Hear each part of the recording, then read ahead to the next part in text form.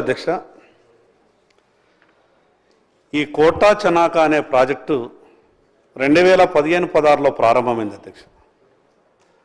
2015లో ప్రారంభమైనప్పుడు ఆనాటి ముఖ్యమంత్రి ఈనాటి మాజీ ముఖ్యమంత్రి కేసీఆర్ గారు ఏమన్నారంటే 2017లో ఈ ప్రాజెక్టుని పూర్తి చేస్తా, నేనే కుర్చేసుకొని కూర్చుంటా, తెలంగాణ ఆదిలాబాద్ జిల్లా ఇది తెలంగాణ కాశ్మీర్, ఇంత గొప్పగా నీటి వనరులు ఉన్నా కూడా గత పాలకుల నిర్లక్ష్యం వల్ల తెలంగాణలో ఈ ఆదిలాబాద్ జిల్లా రైతులకు వచ్చినటువంటి ఇబ్బందిని దూరం చేసే బాధ్యత నాది, 2017లో పూర్తి చేస్తామని నాడు కేసీఆర్ గారు చెప్పారు.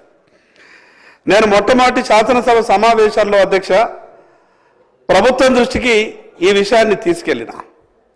ఒక పక్క కోట్ల రూపాయల విలువ చేసేటటువంటి రైతుల భూములని లక్షల రూపాయలకు మాత్రమే ప్రభుత్వానికి రైతులు అప్పగించారు అధ్యక్ష.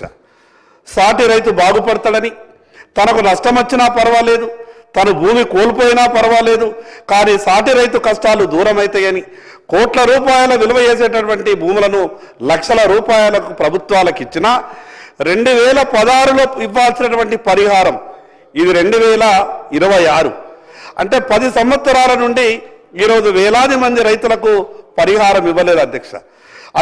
ఈరోజే ఆ ఆదిలాబాద్ జిల్లా నుంచి కోటా చనాక ప్రాజెక్టు పరిధిలో ఉన్నటువంటి రైతులు దాదాపు 200 మంది పాదయాత్ర చేస్తూ ఈరోజు హైదరాబాద్ చేరుకున్నారు అధ్యక్ష. ఉదయం ఎమ్మెల్యే క్వార్టర్స్కు ఆ రైతులంతా వచ్చినప్పుడు అసెంబ్లీ సమావేశాలు నడుస్తున్నాయి కదా, 10 ఏళ్ళైంది మాకు పరిహారం దాకా ఇబ్బంది పడతా ఉన్నాం, భూములు అయినాయి, నీళ్లు రాలేదు, అదేవిధంగా పరిహారం కూడా రాలేదు.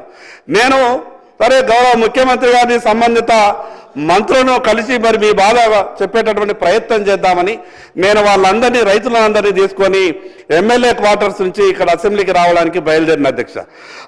ఆదిలాబాద్ నుంచి నడుచుకుంటా ప్రభుత్వం దృష్టికి బాధ చెప్తాం వచ్చినటువంటి రైతులని మార్గ మధ్యలోనే పోలీసులు అరెస్ట్ చేశారు అధ్యక్ష. నేను గౌరవ మంత్రి గారికి ఆదిలాబాద్ రైతులందరి తరపున 2 చేతులు జోడించి దండం పెట్టి చెప్తున్నా, 2017లో ఆ ప్రాజెక్టుని పూర్తి చేసి నీళ్ళు ఇస్తామని మోసం చేసినటువంటి టీఆర్ఎస్ పార్టీ ఈరోజు ఈ ప్రభుత్వం కూడా ఏం మాట్లాడుతున్నా అధ్యక్ష, 2027లో పూర్తి చేస్తామంటా ఉన్నా. నేను మొట్టమొదటి శాసనసభలో గౌరవ మంత్రి ఇరిగేషన్ మంత్రి ఉత్తమ్ కుమార్ రెడ్డి గారికి నేను చెప్పినప్పుడు ఇది ప్రయారిటీలో తీసుకుంటున్నాం, తప్పకుండా దీన్ని పూర్తి చేస్తాం తొందరలోనే అని చెప్పిండు. ఆ ప్రయారిటీ 2 ఏళ్ళు అయిపోయింది అధ్యక్ష.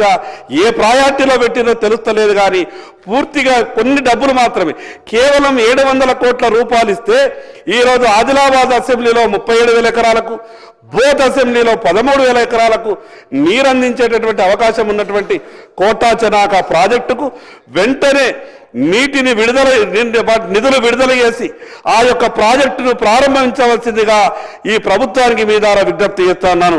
ధన్యవాదాలు అధ్యక్ష. డాక్టర్ పాల్వాయి హరీష్ బాబు గారు.